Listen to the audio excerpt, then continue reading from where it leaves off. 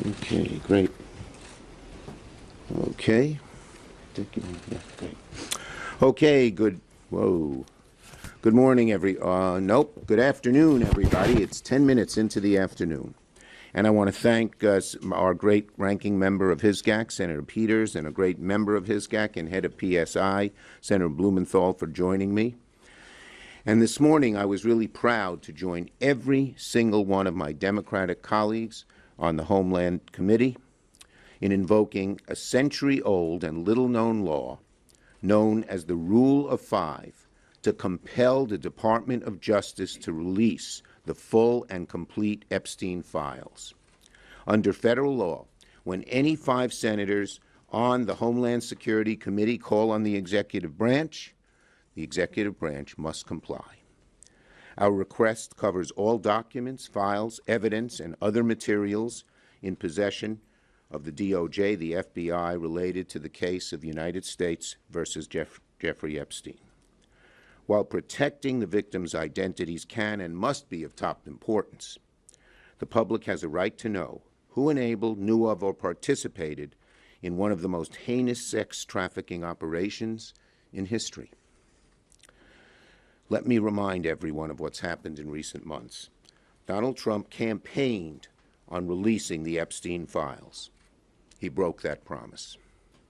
In February, FBI Director Kash Patel promised during sworn testimony in his confirmation hearing he would, quote, make sure the American public knows the full weight of what happened. Well, that has yet to happen.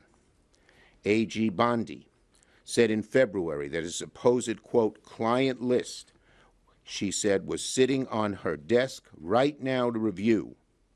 And she said that's been a directive by President Trump. 5 months later, we have 0 answers, only more questions. What have we gotten since? Stonewall, evasion, lies. Trump was asked earlier this month if he had ever been informed whether or not he was mentioned in the Epstein Files, and now we know he lied. He said no, but in fact he was told by the Attorney General in May that he was mentioned.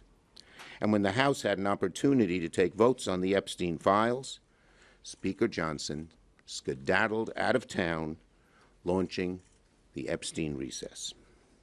This is not complicated. After promising full transparency for years, every single time Trump, his administration, Republican leaders have had a chance to be transparent about the Epstein Files, they've chosen to hide. The evasions, the delays, the excuses, they are not just odd, they're alarming. It begs the question, if there's nothing to hide, why all the evasiveness? Trump should stop hiding from the truth. He should stop hiding from the American people. So today, Senate Democrats took action. We're invoking federal law and using our authority as a check on the executive to compel transparency. That's why today's letters matter. Today's letter matters. It's not a stunt. It's not symbolic. It's a formal exercise of congressional power under federal law. And we expect an answer from DOJ by August the 15th. That's what accountability looks like. This is what oversight looks like. And this is what keeping your promises to the American people look like. I urge my Republican colleagues in the Senate, if you believe in transparency, if you believe Congress has a role to play in checking the executive, join us. Join us in calling for more transparency on the Epstein Files. Because once there's transparency, the truth emerges.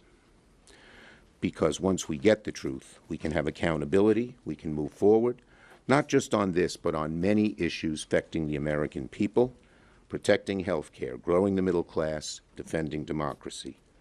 But none of that is possible if the public loses faith that justice only applies to some, not all. Senator Peters has taken a great lead on this issue as ranking member of the Homeland Security Committee, and I'm proud to call on him to speak. Thank you, Charlie.